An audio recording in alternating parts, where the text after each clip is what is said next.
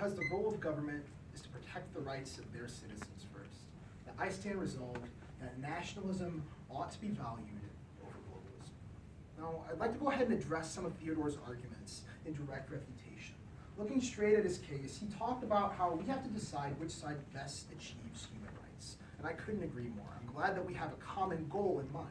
The place where we differ in agreement, though, is which way best achieves this. We both agreed that the role of government in implementing the role of government and government's responsibilities is what we should be looking at. But the question then at hand is, does the government taking a nationalist, an inward-looking mindset, or a globalist, an outward-looking mindset, achieve this better? And I believe it is nationalism. Let's go ahead and look at his first contention, which is that globalism is not altruistic. And essentially, he was saying that globalism doesn't mean you hurt your own citizens. And I wouldn't say that globalism is altruistic from the standpoint of it intentionally it hurts your citizens. But when in doubt, when you prioritize something, the other thing has to fall second. And so when a country or a nation prioritizes the interests of another nation first, undoubtedly their own nation will be harmed. Now, this is only what happens when globalism is valued over nationalism. Let's go ahead and look back at the example of Vietnam.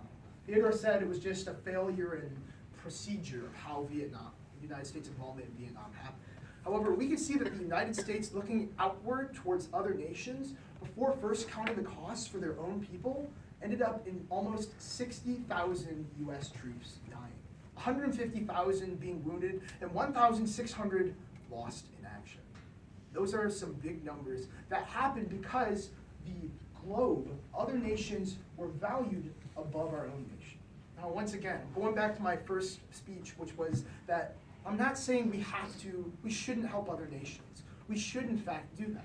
However, if our resources and our interests aren't able to help other nations, then no, we shouldn't. We should not do things to help other people and other nations before our own interests are secured. Maybe this can be illustrated through the example of what Theodore brought up, somebody who was drowning. In theory, if I do not have the ability to swim, and I know if I jump into a pool of water, I will drown, and I see somebody else drowning, sure, it's a noble act if I try to save them, but ultimately, it would just end up in both of us dying. I know it's a harsh reality, but that's what nationalism is standing for. It's standing for that mindset of we have to protect our own interests and rights so that we can go and help others. Let's go ahead and look at his second contention, which was that nationalism is a limited scope. It says it has a failure to intervene. Going back to my first speech, which was that nationalism and globalism, neither one's being eliminated. We're just seeing which one is valued higher.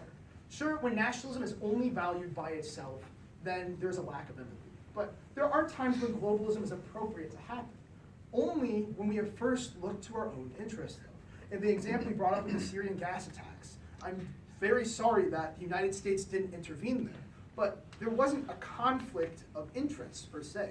It wouldn't have hurt the United States to intervene into that situation. And so it wasn't that the United States didn't care about the other nation. It's just that, like Theodore said, it wasn't proceeded with correctly. There are times when globalism should be valued, but the majority of the time, nationalism needs to be valued highest. Let's look at his next point, which is that globalism best affects human rights, or best protects human rights, rather.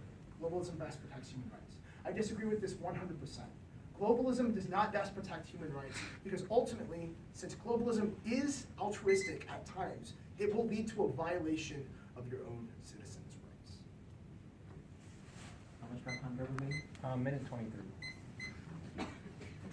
I'll take